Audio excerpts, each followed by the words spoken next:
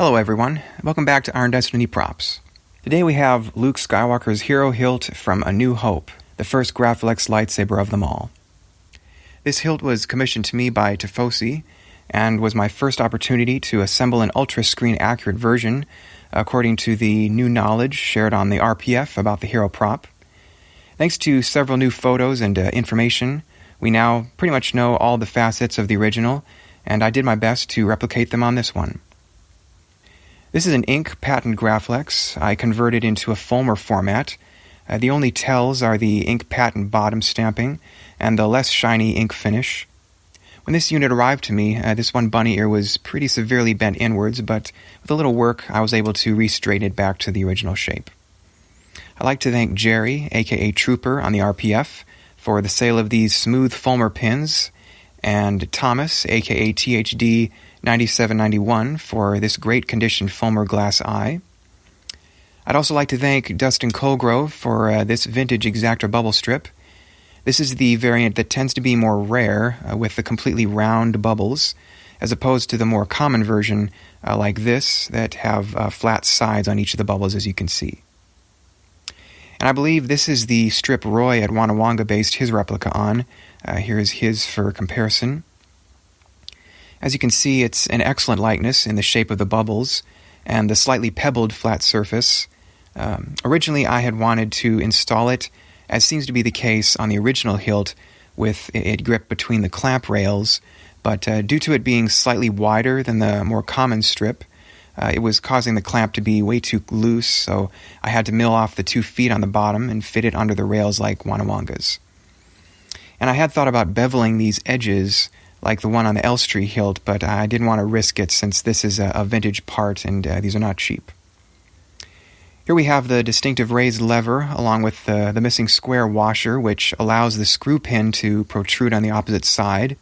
The only missing detail is the RAF military number stamping on the clamp bar here. Next we come to the most intriguing part of this prop, the grip section.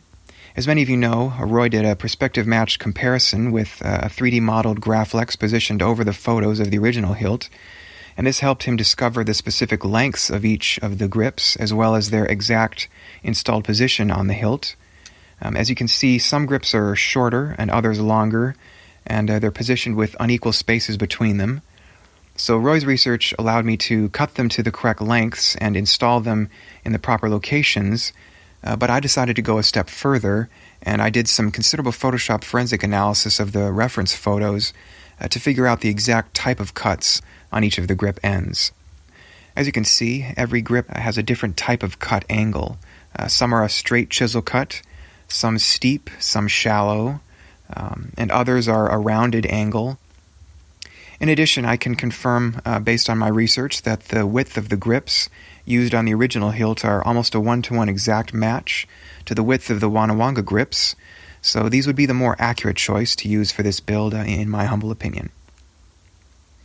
Finally, we come to the mystery grip rivets. These are an accuracy mod that are confirmed to have been present on the original hero, and this set of rivets were revealed in a photo by RPF member Lone Pigeon late last year.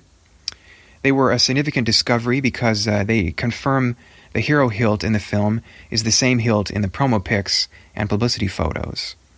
So with these, I just glued on the heads with a drop of black paint in the center to give the illusion of them being drilled and popped, but they are actually flush mount. And lastly, we have the dual rivet D-ring clip. This also, as many of you know, is a confirmed detail present on the original hilt.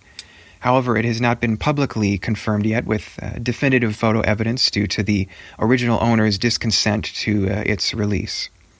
I am aware that in that photo it shows a slightly shorter clip than Roy's here, and I believe the rivets are positioned slightly off-center, similar to the Elstree hilt. That reference photo may not be a high enough resolution to confirm definitively the type of bottom stamping on the hero, but most believe it to be a Folmer variant due to the other various Folmer details on the hilt. Well, thank you, Tifosi, for the opportunity to assemble this screen-accurate Luke Skywalker hilt. This was a real special one to put together, and I hope you enjoy it for many years to come. If you like this video, comment, share, and subscribe. If you'd like to contact me to commission a build, please feel free to send me a message on my Facebook business page, Iron Destiny Props, or you can email me at irondestinyprops@yahoo.com. Thanks for watching, and I'll see you next time.